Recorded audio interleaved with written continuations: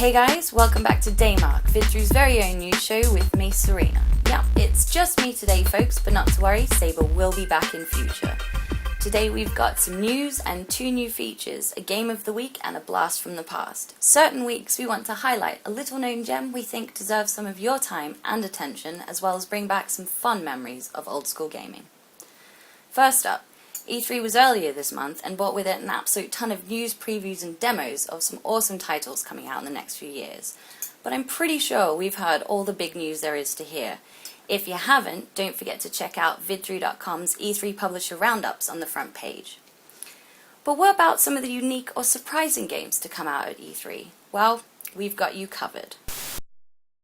Have you heard of Deep Sea? You probably haven't, and you'll probably never get to play it either. It was part of Indiecade's E3 2011 exhibition and created by Robin Arnott from Rourke Audio Design. Deep Sea is a sensory deprivation game that solely uses sound. Arnott claims that this game is an art project, initially created for NYU's Game Center No Quarter exhibition, so it's constantly evolving and will never be finished. It's really hard to control your breathing because there's no air. It's really scary. Like after about 30 seconds I kind of wanted to take it off. Yeah. Players are completely immersed in the game via noise-cancelling headphones and a face-covering gas mask. Those who experienced Deep Sea at E3 had differing reactions to the game, from fear, isolation, to complete immersion. Players use recorded audio directional cues from AI character voices to locate underwater enemies and ping them with their sonar to target them. However, the player's breathing, depending on how heavy or fast it is, can give direct feedback covering the AI's commands and heightening the sense of fear and isolation in-game. Good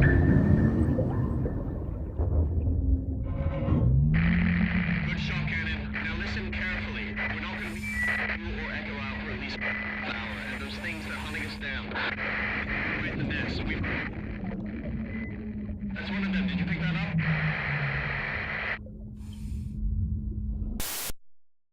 Next up we have From Dust, given a trailer at E3 and claimed by developer Ubisoft Montpellier to be the spiritual successor to Populous. This environment sim tasks players with saving and enlightening the remains of a nomadic human population using the highly manipulative terrain available on Earth. Players help humans overcome obstacles, diverting lava and water, helping grow vegetation, and creating new land areas using the different matter. The world is living. Sand, rock, lava and water is the malleable matter, and once set in place, terrain changes occur rapidly, allowing the alteration of land to take minutes instead of years.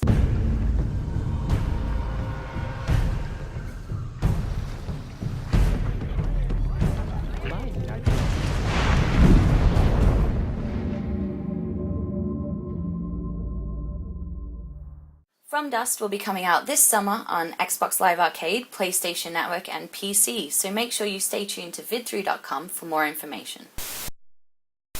Developer Supergiant Games gave us Bastion on the E3 floor this year. Bastion is an action RPG game set in a beautifully hand-drawn environment and focuses on the kid, a silent protagonist who must build a new world from the remnants of the past and establish a safe haven in the wake of the calamity, an event that shattered the whole world into a series of floating islands.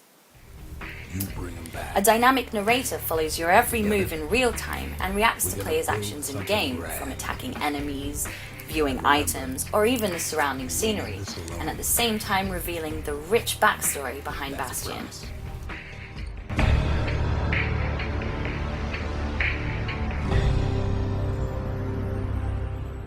Bastion is coming out this August on PC, PlayStation Network and Xbox, so be sure to stay tuned for more information. How about some non-E3 news? Well, when it comes to hackers, no one seems to be safe these days. Since the Sony and PlayStation Network hacks back in April, other games companies have unwittingly become the target. Epic Games, Bethesda, Sega, Eidos and Codemasters have all been attacked to varying degrees. In Sega's case, the Sega Pass network was broken into and email addresses, names, passwords and birth dates of over 1.3 million customers was stolen. No credit card data was taken and Sega quickly implemented a password reset. Whether lulzsec, anonymous or gnosis, we seem to have certainly entered the era of the cyberwar. So let this be a reminder to you all, stay safe online, don't share or reuse passwords as that could potentially be a disaster, in case you didn't know already. DayMark's Game of the Week is Trench. Brought to you by Microsoft Game Studios, Trenched is a tower defense game with an FPS twist and RPG elements thrown into the mix. The game is set in an alternate reality post-World War I world where a species called monovisions are hellbent on taking over what's left of the Earth. Players control a giant mech-style bot called a trench, which is basically a turret that can either be grounded or moved around the battlefield to destroy the monovisions in direct shooting combat. Trench also employs a Team Fortress 2 style decorative hat reward system, and with 4-player co-op mode we think this game's going to be a hit. So don't forget to check it out on Xbox Live Arcade for 1200 MS points.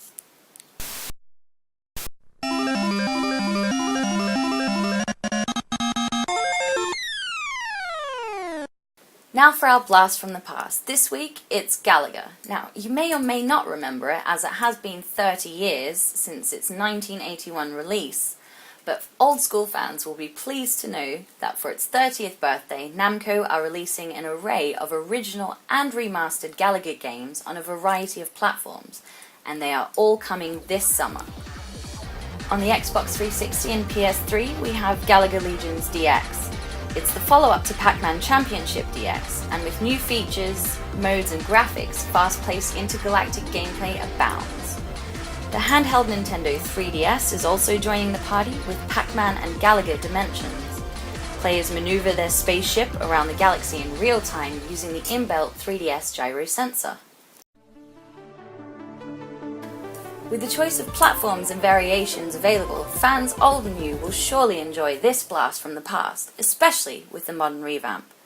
Well, that's all the news we're sniping at from me, Serena, here at DayMark. If you've enjoyed what you've seen today, please like, comment and subscribe. And don't forget to follow us on Twitter and Facebook. Till next time, folks.